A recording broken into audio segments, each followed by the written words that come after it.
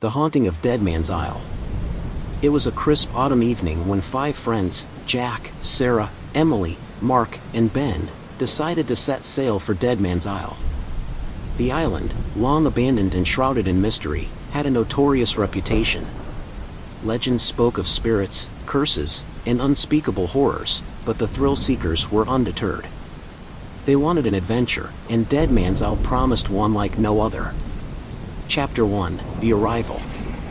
The boat ride was eerily silent, save for the occasional cry of a distant gull and the gentle lapping of waves against the hull. As the island came into view, its towering cliffs and dense, shadowy forest loomed menacingly. Jack *, there it is. Dead Man's Isle. Looks inviting, doesn't it? Emily *, inviting isn't the word I'd use. Are we sure about this? Ben *, come on, Em. It's just an old island. What's the worst that could happen? They anchored their boat and trudged onto the rocky shore. An old, weather-beaten sign greeted them, "Beware. All who enter here are doomed." The friends exchanged nervous glances but pressed on. Chapter 2: The Old Mansion. They soon stumbled upon an ancient, dilapidated mansion, its once grand facade now crumbling and covered in vines. The door creaked open with a sinister groan as they stepped inside. Sarah *, this place gives me the creeps. Let's stick together, okay? As they explored the mansion, they found a dusty old journal. Flipping through its pages, they read the last entry: "The curse is real. We are all doomed. The spirits, they're coming." Mark *, whoever wrote this was clearly losing their mind. It's just a story. But as night fell, strange things began to happen. Doors slammed shut on their own, whispers echoed through the halls, and cold, ghostly hands seemed to brush against their skin.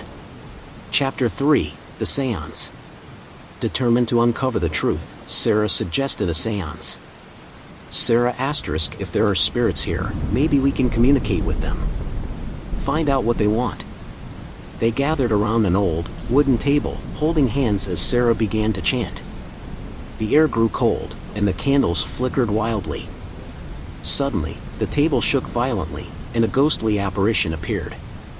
Apparition *, leave this place, or suffer the same fate as we did. Chapter 4: The Escape. Panic set in, and the friends decided to leave the mansion. But the island had other plans. As they made their way back to the shore, they found their boat missing, vanished without a trace.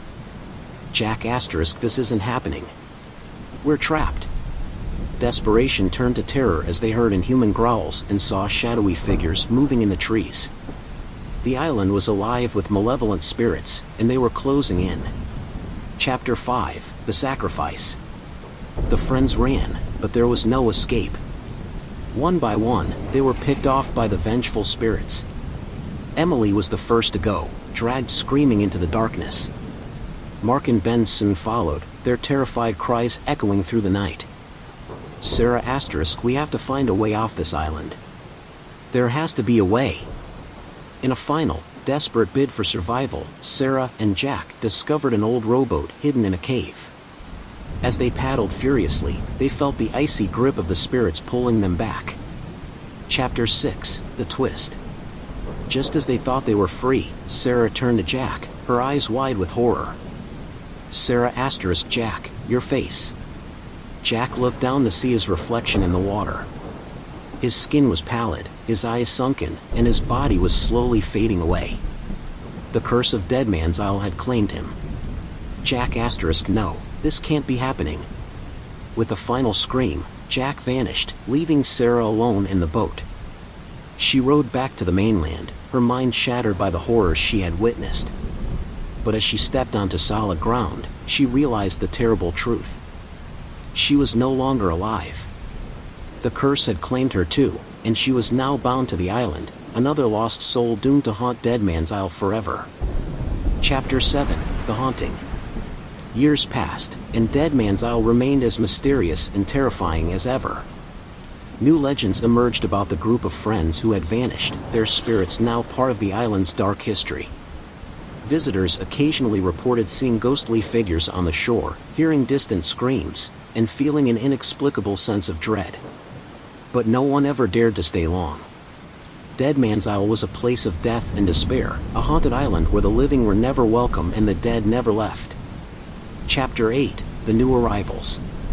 One summer day, another group of friends decided to test the legends. Lucas, Mia, Henry, and Grace were drawn by the allure of the unknown. They set sail under a cloudless sky, laughter and excitement filling the air. Lucas *, this is going to be epic.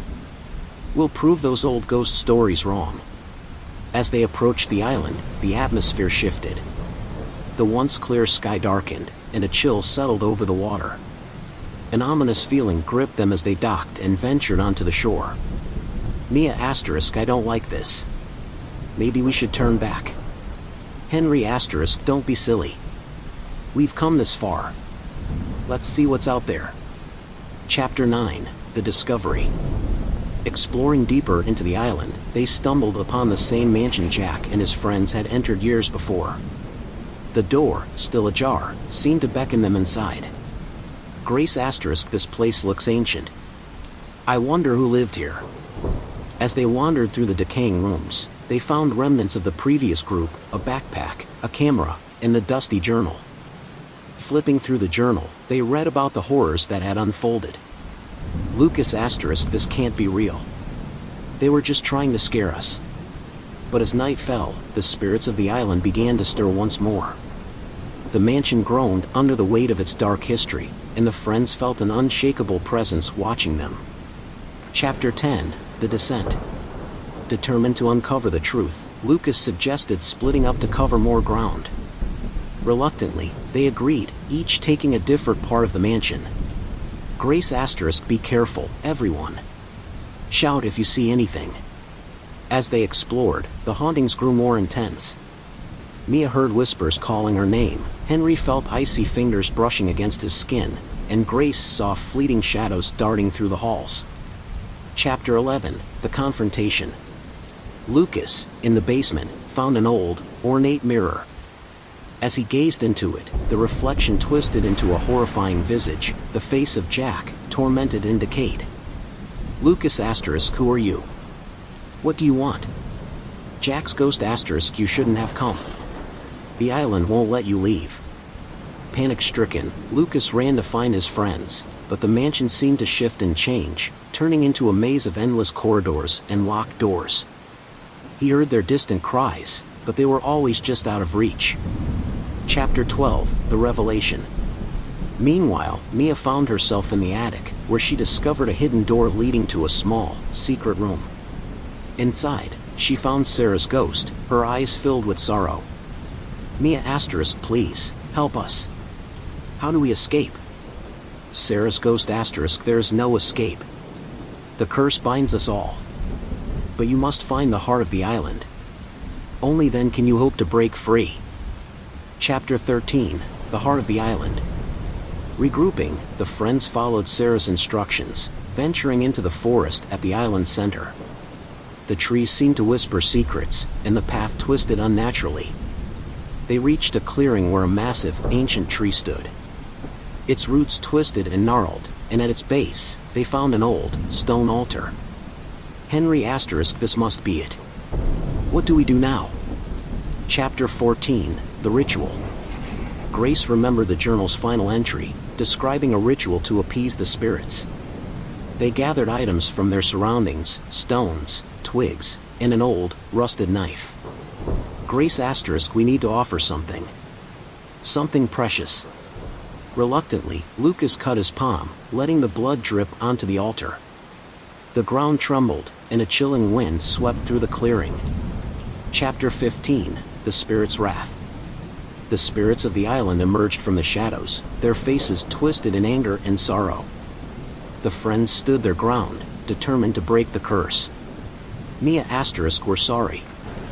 We didn't mean to disturb you. Please, let us go. The spirits' wails grew louder, and the tree's roots began to writhe. Just as all seemed lost, Sarah's ghost appeared, her presence calming the chaos. Sarah's ghost *, you have shown courage. The island demands a sacrifice. One must stay. so the rest can leave. Chapter 16, The Final Decision. Tears streamed down their faces as they realized the weight of Sarah's words. Someone had to stay behind, bound to the island forever. Lucas *, I'll do it. I got us into this mess. It's only right I make it right. Mia *, no, Lucas.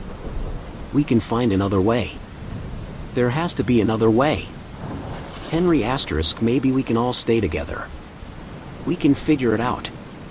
Grace *, this isn't fair. This can't be how it ends. Sarah's ghost *, it's the only way. The island's curse demands a sacrifice. Lucas stepped forward, resolute. He turned to his friends, his eyes filled with a mix of fear and determination. Lucas *, you all have to get out of here. Live your lives. Remember me. Chapter 17, The Sacrifice. Lucas approached the altar, placing his hand on the ancient stone. The ground trembled violently as the spirits swirled around him, their ghostly forms coalescing into a whirlwind of spectral light. Lucas *, take me. Let them go. A deafening silence fell over the island. The spirits paused, their faces softening, and the winds died down. Slowly, the spectral forms dissipated, leaving only Sarah's ghost behind. Sarah's ghost *, your sacrifice will not be forgotten. Go now, while you still can. Chapter 18, The Escape. With heavy hearts, Mia, Henry, and Grace fled the clearing, the path back to the shore now clear. They found the old rowboat waiting for them, untouched. As they pushed off from the shore, they looked back one last time, seeing Lucas standing alone by the altar, his form shimmering in the pale moonlight. Mia *, goodbye, Lucas. We won't forget you. Chapter 19, The Return. The remaining friends rowed back to the mainland in silence, the weight of their loss pressing down on them. As they reached the shore, they felt the island's curse lifting, the oppressive atmosphere fading away. Years passed, and they tried to move on with their lives, but the memory of Deadman's Isle haunted them. They spoke of Lucas often, recounting his bravery and sacrifice, ensuring his story was never forgotten. Chapter 20, The Legacy. The legend of Deadman's Isle grew, passed down from generation to generation.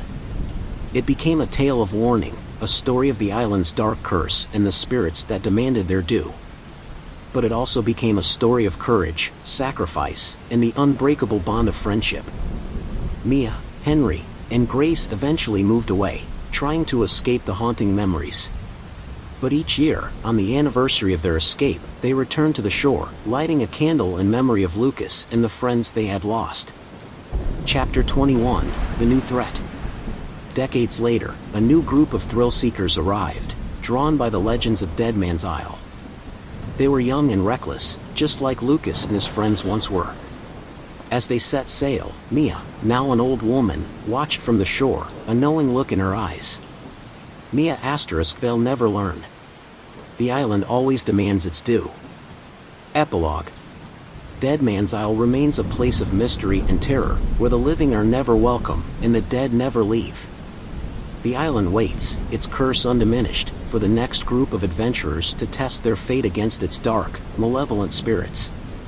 And so, the cycle continues, as the haunted island stands eternal, a monument to the bravery and sacrifice of those who came before, and a chilling reminder of the power of the unknown. Don't forget to subscribe.